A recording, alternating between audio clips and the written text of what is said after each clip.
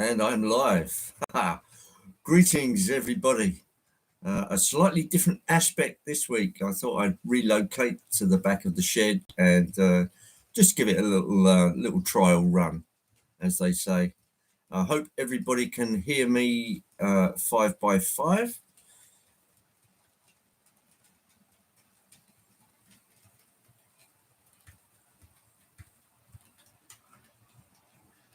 And if you can tell me what the picture's like, because of this new orientation, it may well interfere with the Wi-Fi. But it's 5x5. Thank you, Anthony. And I did rather belatedly have a look at Artie's show from last night. Sorry I couldn't make it, but yesterday was a very long day. Good here, Andy. Thank you, Chuck. Welcome into you and Paul and Anthony and Dino and Mick and Simon and Andy and Uncle Tom Cobley and everyone. And there's Andy Dobson. Hi, Andy. How are you, man? So I thought I'd try this slightly different aspect. You can see how I've got my lights orientated, one at each end of the shed. Very seldom do you see that kind of thing because I'm always located up the back end there. But it doesn't look too bad from the way I'm seeing it. Yes, over here, these are all the tools and bits and pieces necessary that need to be on hand for when you say, oh, this is not working. And there's Bangotchi Junction, Carl Braun. Hello, Carl. Nice to see you. And there's Lyndon. Hello, Lyndon. And Chris from the Valleys. Well, hey, good to see everybody. And Simon Trains, of course. I missed that bit. What was that, Simon? I don't know. Kind of like this view. Oh, okay. Okay. Well, it's different. What I've done is I've just balanced the PC. Oh, there's Sparky. Hello, Dave. Nice to see you. I've just balanced the PC on the turntable.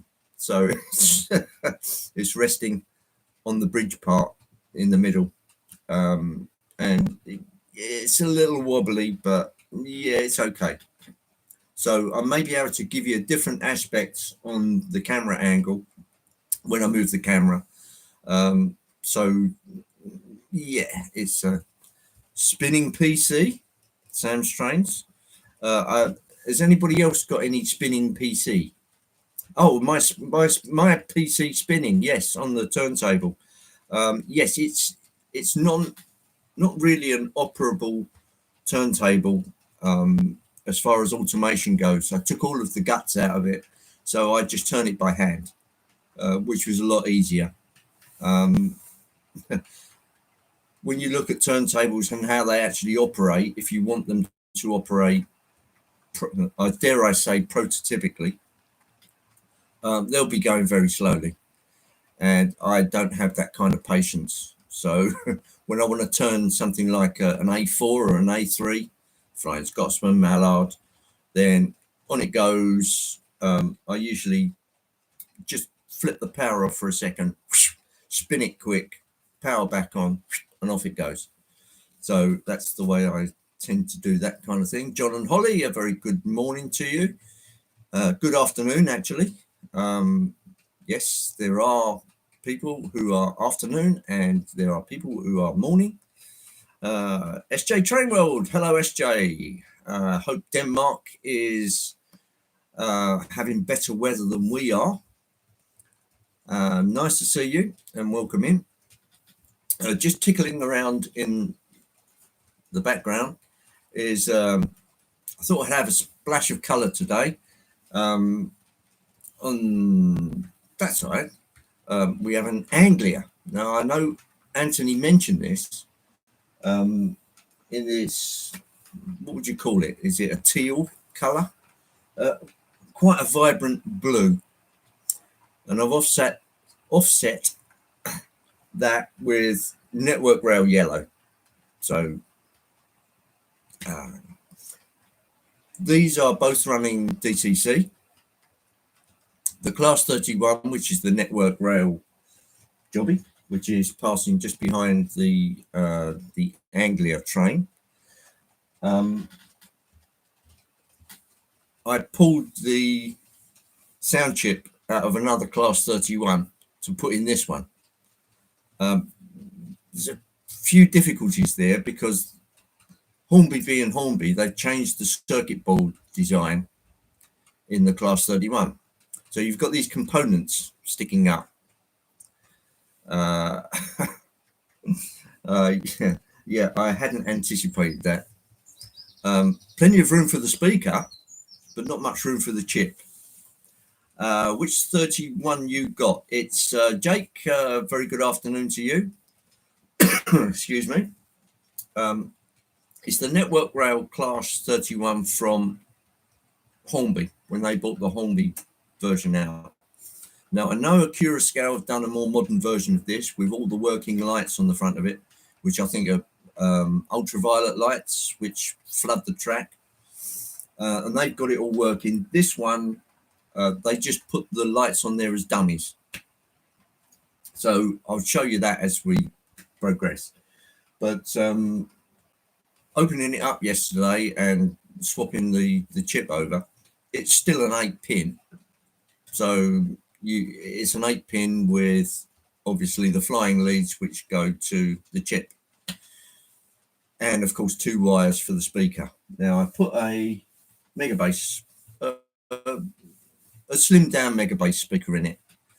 So you get the only thing with this is that it's never been very loud since I had it in the previous 31. Where I used to have a, what was it? It was a double iPhone speaker in it. All you could really hear loudly was the horn. The other frequencies didn't seem to match up well with the sound file. So I put an extra bass in it. Oh, and there's Artie. Hello, Artie. It's all about the bass, right? Right. So I thought that would suit this particular chip and the particular sounds that are on the chip better. It still isn't really noisy. I know it's a year away, but honestly looking forward to getting the first Acura Style locomotive Wilbert. Yeah, it's a shame they're just doing a cosmetic refurbishment on the real Wilbert. It would be nice if they could actually find the money to get it back to working order, but maybe it's just too far gone. For those that don't know, Wilbert is a small steam locomotive, which I believe Acura Scale are making a scale model of. Do agree. Yeah. It's a shame it's just going to be a cosmetic makeover, but things may change. If it proves to be popular and it starts the ball rolling, you may well find that our refurbishment industry, as it is, which is pretty good, may well decide to have a ground up refurbishment, a full refurbishment, and yeah, do it that way. Dara's Locomotive Shed, a very good afternoon to you, and it is afternoon where you are, definitely. I hope Ireland is having slightly better weather than we are. It's not unpleasant, don't get me wrong, it's not unpleasant. Let me just give a brief explanation to Artie and Anthony. No, I'm not ill. No, I'm very much feeling okay. But yesterday was a long day. What actually happened was we ordered a new mattress for the bed. But they gave us time slots between 7 in the morning on a Saturday, 7 in the morning, till 6 at night, which is an 11-hour spread. So it could arrive at any time like that. So that meant getting up really early, stripping the bed, grabbing mattress off, getting it outside, ready to take the old one away and bring in the new one. Well, they didn't turn up until midday, but it still meant getting up really early. And by the end of the day, it got to about 11 o'clock and I was really flagging. So I found Artie's stream, which he fortunately set up before, made my apologies and said, look, I'm really dog tired and I need to get some sleep. Otherwise, I'll just be that bit. So, yeah, apologies there. Anthony did look after my welfare and just say, oh, you know, I hope he's not feeling under the weather. No, but the weather today it's bright, cloudy, wispy, lots of that kind of thing. I mean, I'm just looking through the crack in the door, but the wind speed's dropped. So, so you want to say goodbye to the old mattress one last time and break in the new one. Wink, wink, nudge, nudge, say no more. Oh, Squire, against the tree, was it, sir? No, but it was just the logistics of the thing which made it a long day. So testing of the mattress will obviously resume as and when. I'll say no more than that. So anyway, yes, it appears that the model locomotive industry and the full-size refurbishment industry is working very well in the UK. And Ivo is actually here. He's not in the chat. Well, not present in the chat. He may well be watching. But Ivo's over here in the UK taking in whatever historic monuments and museums he can in the short space of a week. So a very big hello to Ivo if he's watching later. And I hope he enjoys the wonders that the museums have to offer. Dundas Junction Turbo James. Hello, James. Nice to see you in the chat. And I hope you are well, old fruit. And I hope that turbo's doing well. I know you're building up a special track for it. So I'll be looking forward to seeing that.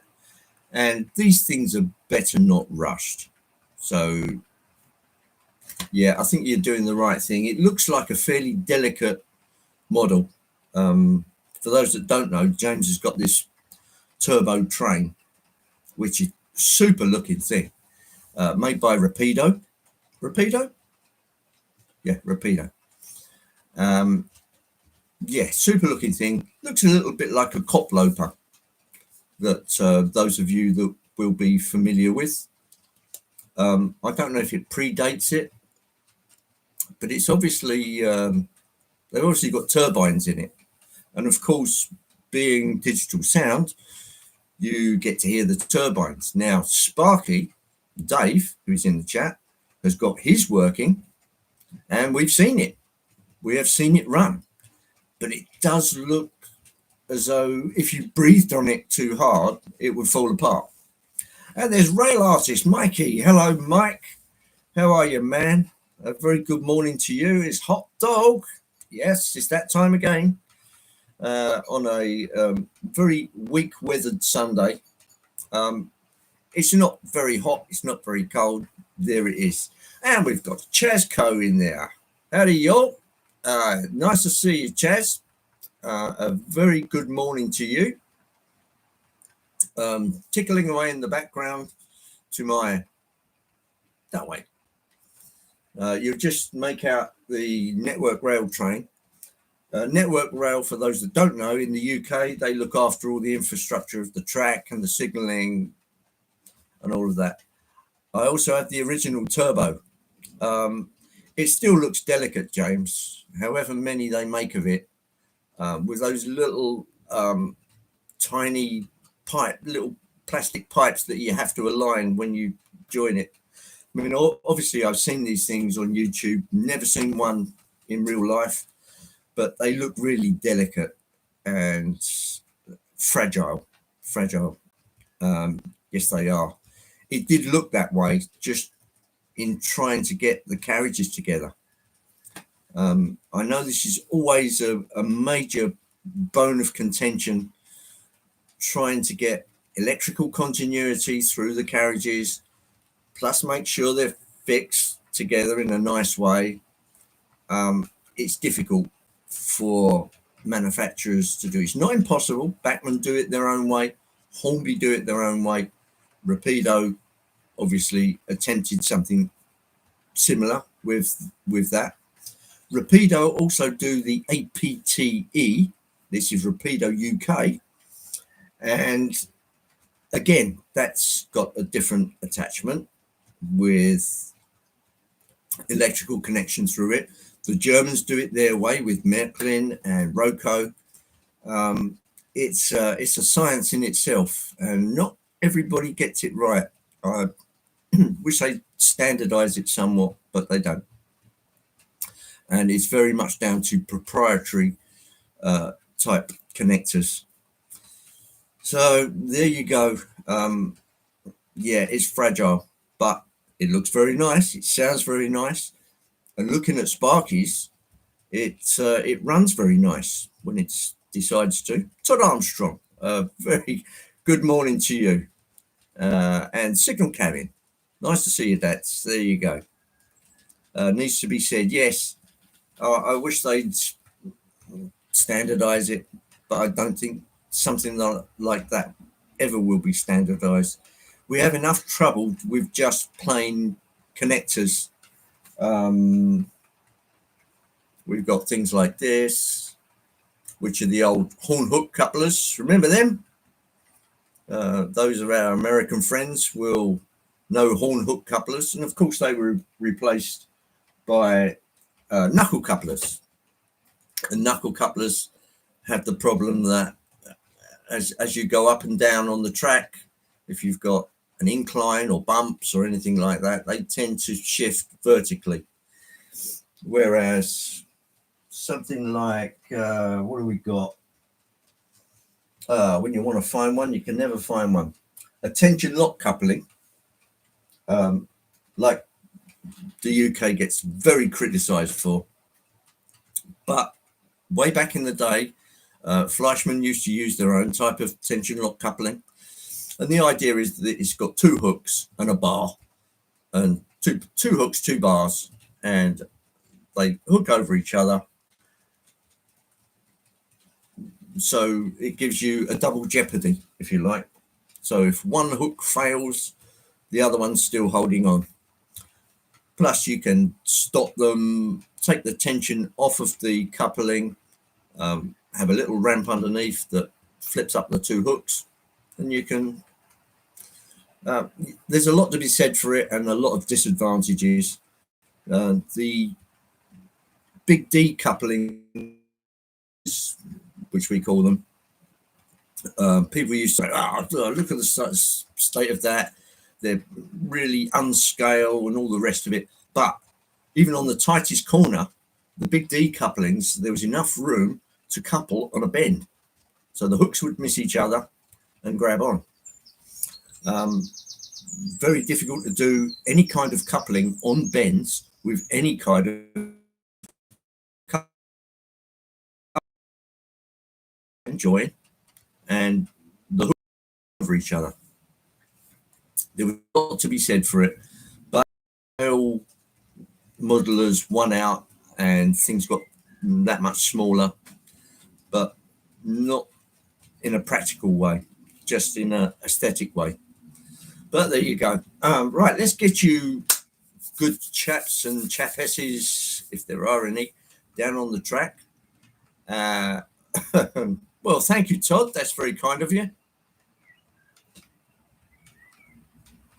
Yeah, really handsome man. Right. Right. Drink of the day is coffee.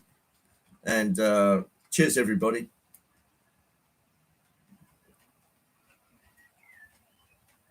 SJ, yes. The knuckle couplers are fine on this layout because I tried to make it as flat as a pancake. So there wouldn't be any hills or bumps, or I can't really test it on an incline because there aren't any. And that's one of the reasons I made it flat, so I didn't have this problem with the knuckle couplers, one riding above the other. If they were a little bit out, they would stay a little bit out. That was the idea. It's difficult to try and cover all the bases. There's a good old American phrase, cover the bases. It's difficult to try and cover everything. But if you make it as flat as a pancake, you leave your options open. So you, in theory, should be able to put any kind of track, any kind of locomotives, rolling stock, HO or double O on there, and it should run as intended. Yeah, it's good. Obviously, if I was going to go to 2 levels, or in an extreme case like Dave at Sparky, 3 levels, 3 huge levels. Of course, Dave had to build a huge helix to get between the different levels. You don't do 2 levels. Yeah, Archie, is that speaking from experience? Yeah, it can get to be a bit of a roller coaster, particularly if you don't go down the helix route and you go for a gentle incline. Well, how gentle do you make it, and how much room have you got? All of these, it's all physics. If you've got a 1% incline and little space to do it, it's going to be going 2-3 times around the room just to get between levels. So it's tough. It's tough. And there's ANC, R&R, and N-Scale and Life Journey. Hello, Eric. Lovely to see you, man. I hope all is well in sunny Ohio, the center of the model railroading universe, Ohio. You heard it here first, folks. Yes, talking from experience, especially when couplings fail and have the passenger cars fly off the layout. Yes, that can get really expensive and really irritating. It's not just the expense, it's the mood that it puts you in when it does that. SJ had an accident on our layout. Helix, 3 coaches uncoupled, and down they go. Ended up on the floor. Yes, I've seen that on Sparky's layout, where one of the couplings was probably a KD type, parted, and the whole train, you could hear it gaining inertia. It was going down, and speed, of course, and down it went, and you could hear it really rattle down the helix. Fortunately, Sparky's got a big helix, and it stayed on for long enough for him to get to the helix and physically stop it before centrifugal force flung it off. Anyway, right, let's get you down on the track, and I will then bring in the Anglia train, which is a whole lot more noisy because this old Class 86, it's a Hornby. I bought it as a going concern, but it's still got the old Ringfield motor in it. But somebody, in their infinite wisdom, decided to put a DCC chip in it. And I thought, great, okay, fine, I'll give it a whirl. The Ringfield motor is okay. It works. It's not second level noisy, and it responds well to the DCC decoder. So I left it. If it isn't broken, don't fix it. But then I had the job of trying to get some coaches for it. difficult because I don't think this livery lasted too long. Somebody like Simon Trains might be able to help me here, but in this very striking blue colour, which is a sort of bluey green, there's hints of green in it. We've got Timber Surfing. Hello, Timber. And Partick Hill Station is Charlie. A very good morning to you, Charlie. I've been to Ohio, took a youth football team to play St Mary's College. It's a few hours drive from Toronto, and vice versa for Anthony, which is great. Delft Junction Pete is in the house. Hello, Pete. Nice to see you. A slightly different aspect in the shed this week, Pete. My Helix is only 3 levels. I hope I never have a runaway trains. Yeah. Hope for the best. Yeah, that's the thing. But yeah, it's a risk. It's always there. So you have to be vigilant and you have to be close enough to get in there quick and stop it before it tosses itself off, as they say. Sorry about that. Sorry. Oh, you know, Barnabas Junction. Hello, Jason. Just a quick word about the model rail crew, which is in something like 5 weeks' time up at Crewe, obviously. Jason's organising that event, and it looks at the moment as if I'm actually going to be able to get there. Not everybody can. I didn't participate in the free ticket thing because I really wasn't sure if I could make it or not.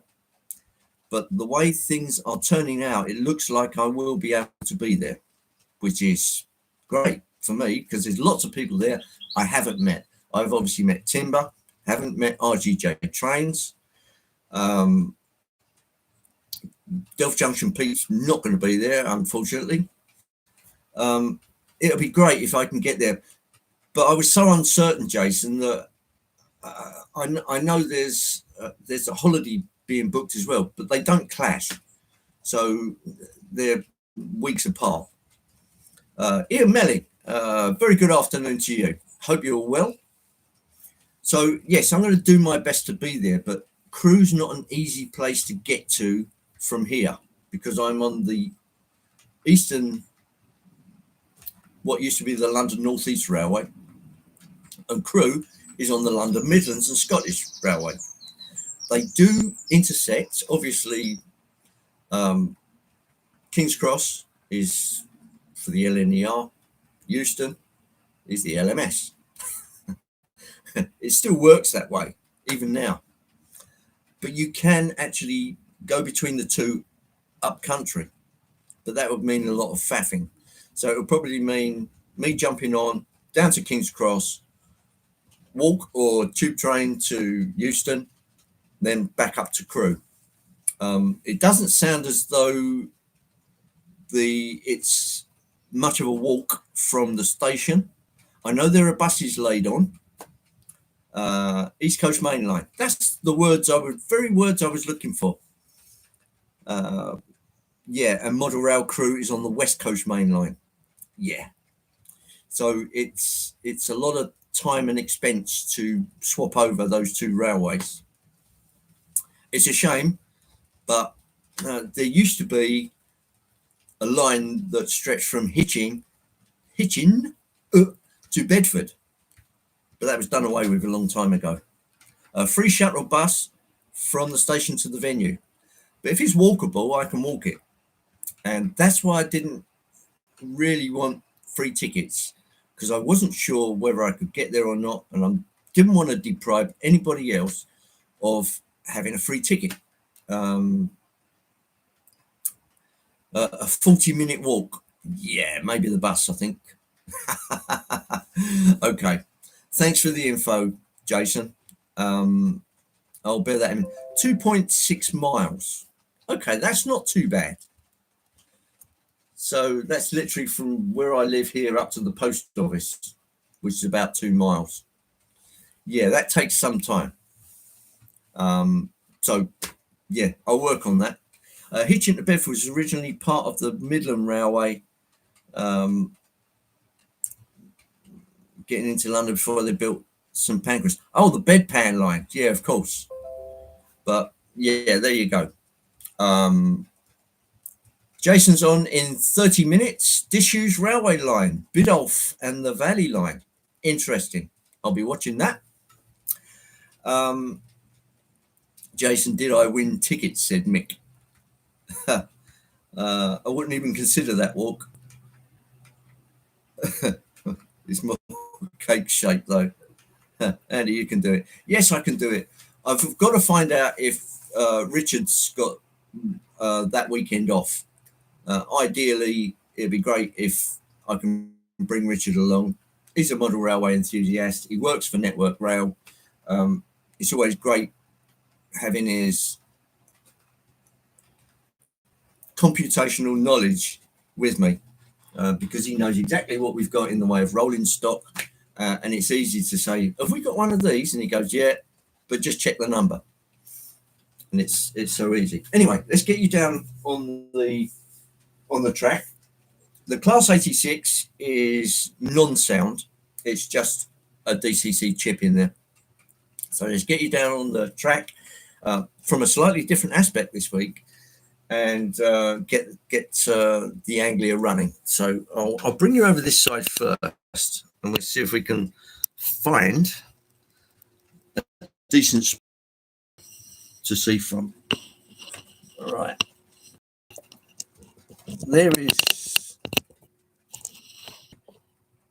There's the Anglia train. I can bring you a bit closer, actually. How's that? Ah, that's not so good. Right, let's lengthen you out a bit. How's that there? Oh, that's a little better. Okay, right, let's get Mr. Noisy into operation. Here we go.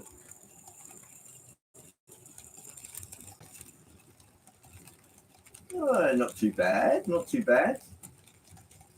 A nice blue colour. And on the back is a Bachmann DBSO. I'll pop the lights on that one.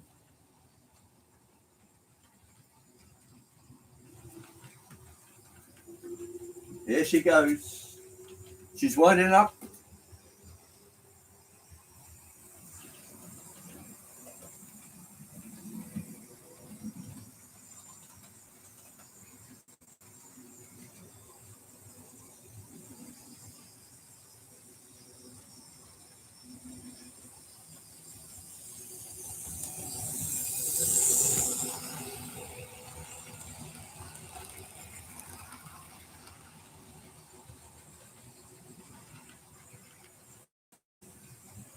And there we go.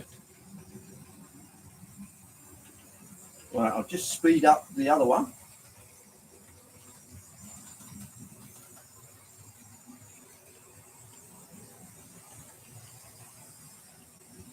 In fact, I'll just stop her there and go backwards a little bit. And then you should be able to hear what she actually sounds like when she starts up.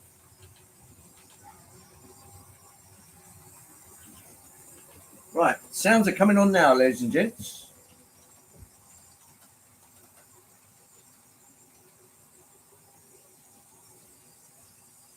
I'll just stop the other one a second.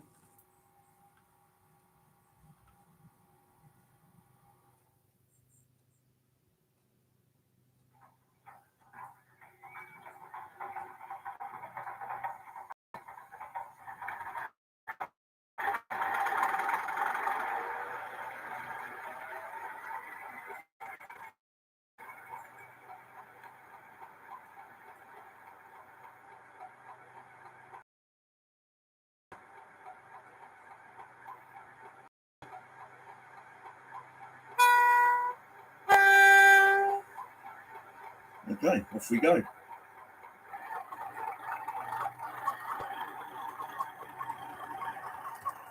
Oh, wrong way. You Wally.